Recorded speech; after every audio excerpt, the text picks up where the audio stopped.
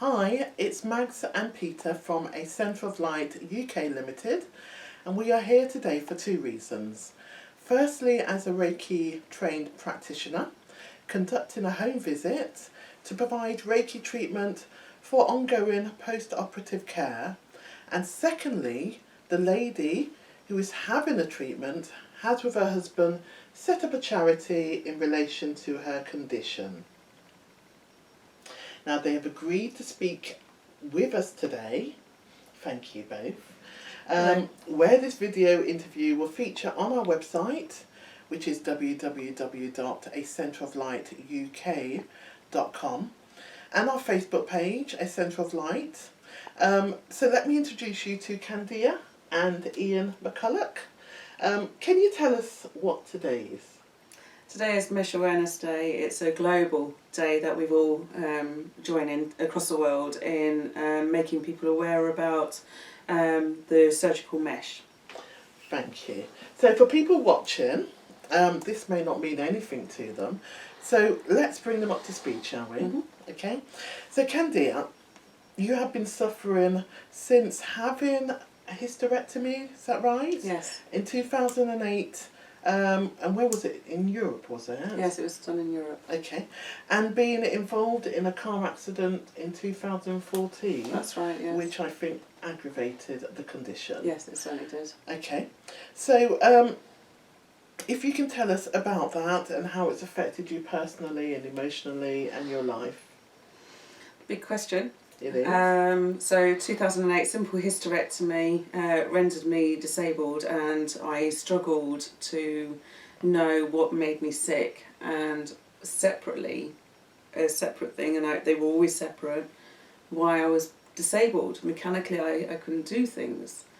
So the car accident that you mentioned actually helped me to isolate what is the cause. Yes. For what was attributable to these terrible things that I was been suffering. Okay. And there was a wound that appeared, so I photographed the wound, and then I saw something that looked like mesh coming through that wound. Right. So for me though, I did not know I had these additional surgeries done to me, so it was very interesting to have gone through all of that and been left in a way to work it out for my own. You're in. Okay. All right then. So so emotionally, how did it affect your life? I mean, you mentioned being disabled. Mm-hmm. So did that sort of start? Well, it was a disability on many levels, because obviously disability doesn't just mean the physiological, it means the psychological too. Mm. For me, our sex life was over. You know, I couldn't. It was too painful. Okay. So that was a big stress on our relationship. Right. Not that sex is that important, but it is. Yes. You know, you need to be able to have a normal life. The other thing is your work life, your family life, you know, and for me the biggest struggle was, and I think I wasn't really particularly stressed, but I was definitely distressed by something that had happened to me, being left to work it out for 8 years. Like I had, wondering, you know, it felt like a scalpel was left inside me. Right. You know, so that was really hard to try and manoeuvre my way through life, trying to work out what I can and I can't do. So it was a constant process, a thought process all the time, chewing away into your everyday life. Okay, so you had this hysterectomy in 2008, and then from that hysterectomy you had complications. Mm-hmm. So you were left in a lot of pain, were you? Yes, straight away. Okay, so straight away after the operation. And it didn't subside. Right, okay, so presumably you went back to the doctors or to find out, you know, why am I still in so much pain? Yes. Because I think normally it's about 6 weeks recovery, isn't it? Maximum. But I was told that I could get right back onto my life next, you know, and even get right back onto my sex life. You know? Because that was the indication I was given. Yes, most importantly. Yeah. So, and having a hysterectomy, you know, a lot of women, we all go through it. Well, not all of us, but a lot of people go through it sometime during their lifetime. So it's a normal routine operation. Yes. Okay, but you had the complications afterwards. Yes. Which led to debilitating factors, Yes. presumably. Yes. Were you housebound or? Well, eventually I took a decline because there was, maybe half the month at the beginning that I seemed to be better than the other half, slightly. Okay. Then it diminished down to a day a month, and then a more decline, and then I was practically housebound, needing carers. Okay. I didn't go to the park for a couple of years till I accepted the fact that I needed a wheelchair. Right. And then further down the line, I became more and more housebound, needing to have a room downstairs completely. Okay. Stairs were an issue, just something like that. Having a shower was an issue. Right. And then becoming totally bedbound. And where you're sitting now is exactly where my hospital bed was. Right. And my commode was right by your knee, sort of thing. So okay. Even though we're in the front room, this was the sociable room, so I didn't feel so isolated. Yes. Okay. So everything happened in here. So it had a terrible effect on you then. It really did. And my family. Yeah. So because it's not just about me. Absolutely. It's also about the impact on the whole family. Yes. So talking about family, hi Ian. Hi. You're Candy's husband. Mm-hmm. And stating the obvious, I know. So tell us how this affected you then, as a loved one, as a carer, presumably. It was very difficult, obviously. Anybody who's a carer for somebody else knows what it's probably like. Mm-hmm. But to see your loved one go downhill is Yes. probably worse than just a carer who doesn't know somebody personally like that coming in to help. Absolutely. Actually being the loved one who sees someone go down to become their full-time carer. I basically ended up giving up my job as well, which is a job I'd love doing. Right. And so it's been very difficult for both of us, hasn't it? So it's still a battle. It's still a battle. It's ongoing. Yeah. It's had it hasn't stopped. Full effect. There's not been any medicines that have been able to help. Right. Okay, so for people who are not aware then, what is surgical mesh? Surgical mesh is a product that is used in most surgeries. We know that it affects, like from our members, that it's affected people with hernias, prostate, vaginal, colorectal, gallbladder, and also the breast implants, because they have to secure the breast implants in place. Right. So it's used to anchor to the bone a piece of mesh to hold the implant in place like that. So okay, these are for people who are having breast enhancements, yes. I should say. Yes. Right, okay. And what we found was a common thing is not any of us were warned, which is very important, because if you're using products inside... So what material are these products made of, do you know? It's made of polypropylene, which is a plastic, which, for the environment... Yeah. Plastic is a big topic right now, Yes, absolutely. It's killing oceans. It's not good, No. So therefore. And then to have that inserted into your body. Yeah. Wow. Okay. I've read somewhere that I think surgical mesh has been used since the 1800s, late 1800s. For the meshes, I think they were mostly used in hernia ops in the 50s. Right. And then the gynecologists ran away with the idea of using it in gynecology surgery. Right. And a bit too much, maybe, or what, I really don't know, but it is something that I feel is not a good product, personally. Okay, so did you actually know you were having surgical mesh inserted when you actually had your hysterectomy? Not at all. It was never mentioned. And when I had issues, it was never mentioned.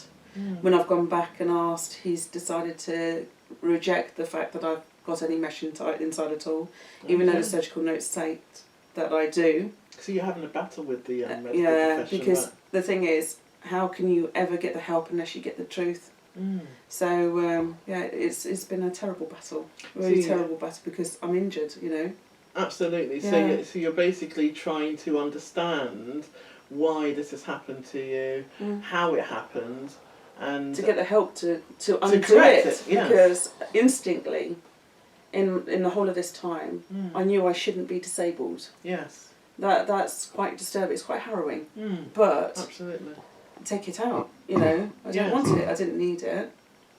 Okay. Yeah. So do you think the medical profession are aware of the inferiority of the product then? Part of me would like to say that I would like to think that they have underestimated it. Right. I think now, because obviously there's been a lot of media about surgical mesh as a whole, Okay. I think it's very important that all the surgeons sort of get together and actually realise what they are doing, because if you can't combat the harm, or you're going to mislead the public, the patients, and so that you haven't put it in, that means that it's leaving patients in harm's way. Absolutely. And I can't help what I do. I just have to say to people what's going on, because what happened to us as a family can happen to any of us, Oh, you know. yes. And I'm sure it's happening to many more families Yeah. out there. Okay, so are there alternative mesh products then that are not synthetic but more bio compatible? From what Do you know it? Yeah, I think the best. I'm not a medic, first of all, No. so I can't actually recommend anything. No. And even from the point of view of professionally, I couldn't recommend No, anything. absolutely. But it is. Are you aware it's, of it, it's though, is what common I'm asking. sense to try, if somebody really needs a surgery, to try and go down your own natural body. So your own skin, if they can use your own skin, would be a better way. Okay. I have heard of two others, but there's no data to be able to use to sort of recommend them Okay. that we can rely on today. All right. So there is alternatives out there. Yeah. Where you're just not aware what they are exactly. Well, you they're can't. bovine and they're porcine, but And is that plastic or is? no, that's beef and pig. Okay, so yeah. it's more biocompatible then. Yeah. Okay, all right then, that's fine. So how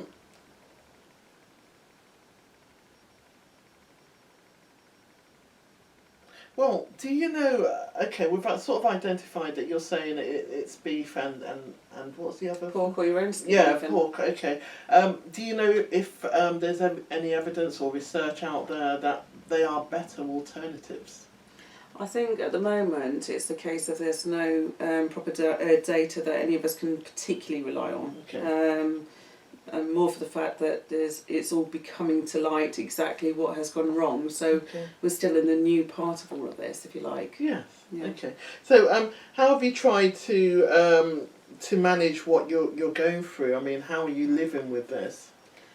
Every day is a struggle. It's a real struggle for the mental side, Yes. because you're dealing with something inside that's in effect cutting your organs up when you move or you sit. So you're constantly feeling your muscles twitching, or you feel the nerves damage, or there's so much to this. To deal with the pain every day is such a phenomenal task to do, because it gets you so bad that you can't imagine you sort of living with it for the next year. And that doesn't mean necessarily suicide, but what it does mean is I'm challenged every day. Yes. To deal with this. How I deal with it, I created a character called Ophelia Payne. She's on Facebook. Okay. And she did save my life in a way that I was able to say what I wanted to say about the current situation that I'm going through, but without being known. Yes. You know, and I didn't want my doctors to know who I was, because I still needed their help. Of course. So I didn't want to hurt anybody, I didn't want to offend anybody, but I had to vocalise. You had an outlet. I had. Yeah. She became. Yeah. She became my rock, if you like. Yes. The other thing is, obviously, I couldn't do this without Ian, because as much as it's very difficult for a husband to see his wife go through this, he has, you know, he has been there for me. And when I was bedbound, he was on a mattress on the floor beside me, that sort of thing. I was going to say, was that? He didn't that's leave my when you was side. at your worst. Yes. And I then set up a group called Mesh UK, which is now Charitable Trust, Mesh UK Charitable Trust. And that helps me, because I know that through my own personal experience, based on what I've seen, what I've heard, what I've felt, and all the rest of it, I know that I'm helping and we are effective in what we're doing. Okay, so what does the future hold for you then? Are you still trying to fight for the removal of the mesh that's inside you? Yes, I am. Yes. Okay. I think half the battle has been them trying to locate the mesh that was put inside me, and I don't know exactly what the names of the meshes are to help, but I know the pains that I've suffered. So how many mesh implants are in you then, or did you have at the time of the operation? Or was it just the one that they insert? No, according to my surgical notes, I have TOT, and then I have cold plus valves. So they are the ones that got the valves as part of the kits, and then there's 2 others that I don't know. But so that's a total of 4 then. There's 4 mesh kits, right? And from pains and pain diagrams and things like that, there's something holding up my colon. There's something along my pelvic floor because it cuts all the 3 areas, so the bladder, the vagina, and by the rectum as well. Okay. And the other one feels like it's across my tummy and across my back, so it's very, very painful to sit, stand, yes, walk, go for normal ablutions. Yes, very debilitating. Trying to really have a sex life, we'll go back to the sex again. Yes. It's impossible. It's become all very impossible. I can't stand there and wash a cup at a sink because it's mechanical. So there's lots of things to this. It's not simple, just like a piece of mesh. It's the whole dynamics of everything. So it's become quite interesting. Wow. So do you believe there's many other people out there that have been affected by mesh, maybe in the same way, or to even greater or less degree? I do believe that I may be like one and of the many in the UK, that, may I say, yeah. Worldwide perhaps. Well, my case illustrates the European issue, for Right. sure, without a shadow of a doubt. It also illustrates the worldwide issue as well, because I've been across the globe to try and get the help that I need. Okay. So I've been to Finland, I've been to America, I've been to France, and I've obviously been here as well in the UK. Yes. And quite frankly, it's just been appalling to sort of say that I don't have any good news right now. Wow. But I do believe that if patients like me are working out for themselves, it is the tip of the iceberg, because Yes. there are so many patients out there that have had additional treatments done to them without their consent, as is my case. Okay. Nothing to justify the issues that they've got, and they're now disabled. So I always try and work on the face that I've got to try and reach people to try and give them the support that they need. Yes. Okay. You know. All right then. So, what would you say to anyone suffering with the lasting effects of mesh right now? The first thing I'd say is do feel free to join our Facebook group, Mesh UK Charitable Trust. We have got a website. It's www.meshuk.org. And do get in touch with us whether you're expecting a surgery to happen, whether you've had surgery and had issues. I think it's really important because our group is public, so therefore we are creating awareness as we're getting people coming to us all the time, and therefore you get many people's opinions, not just me, myself and I, but it's important because then you get the truth about how life will be if you decide to go ahead with the surgery. But it's also educating people, isn't Yes. it, who are due to have surgery, that they can discuss with the consultants Yes. what type of implements will be inserted. I mean, I didn't even know something like that happened. You know, I believed you're just having an operation and you don't realise that you are actually having things put inside you, and I'm sure there's a lot of people out there who are not aware. So for people who are having or due to have operations soon, joining the group, they're able to discuss that openly, and we do. and they're a bit more armed everything. to talk to the consultant. Yeah, we do. We talk about everything. There's nothing that's taboo anymore. Yes. That's the crucial thing. Okay, so if a person was to refuse, now that they're aware of mesh, having mesh during the surgery, do you know if there's any holistic alternatives out there, maybe like acupuncture, homeopathic treatments, something like that? I think having known how surgery can affect you, I think anything that you can research, do your research, anything you can try and avoid surgery at all costs, really, because surgery is extreme. It is permanent and they can't take it out if it goes wrong.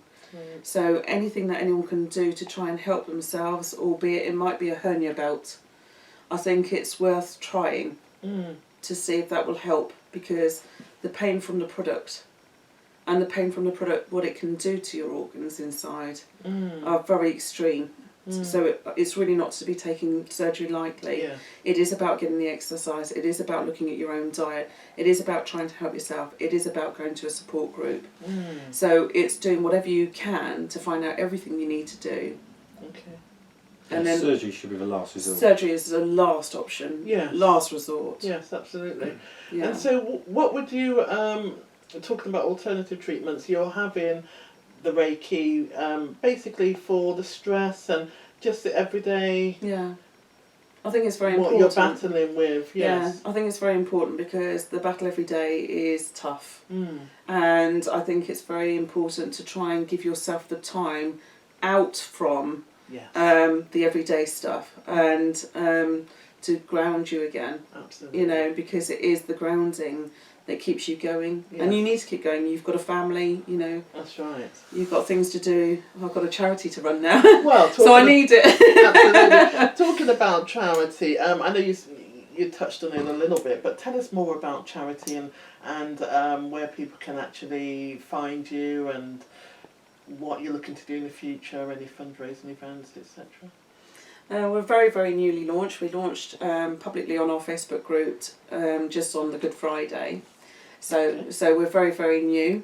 We could do with a lot of support. Yes. We've got a page that you can like, so Mesh UK Charitable Trust on Facebook. So I think if people could just put Mesh UK in, you come up. We should Yes, come up, okay, yeah. on Facebook. So you'll find us and we'll help you. It's fine. And then we're on Twitter as well. So if you're on Twitter, you can join us. It's at Mesh UK CT. Right. That's our charitable page, and the donate page. We have a total giving page, Okay. and you just tap in Mesh UK, and up comes Mesh UK Charitable Trust, Right. and then you can click donate from there. So yeah, we'll supply you with the information for your kind posting. Yes. Thank That's you. fine. Much And you can appreciated. donate through Facebook. You can directly donate through as well. Facebook on the link, like page as well On when the you page. like the page. Yeah, there's lots of ways you can support. Wonderful. Yeah. Well, thank you very much, Candia and Ian. It's been great speaking with you, and just to get the awareness out there, because a lot of people are not aware of Mesh. What I will say is on our page, which is our website, which is www.acenteroflightuk.com, as well as our Facebook page, A Centre of Light UK, we are going to have a link to Mesh UK, the charity. We're going to be supporting them in any which way we can. There'll be one of the two charities that we will be supporting. Thank you very much for listening. There will be some details written down so you can actually get in touch. If you have any concerns, feel free to comment and speak to you soon. Thank you.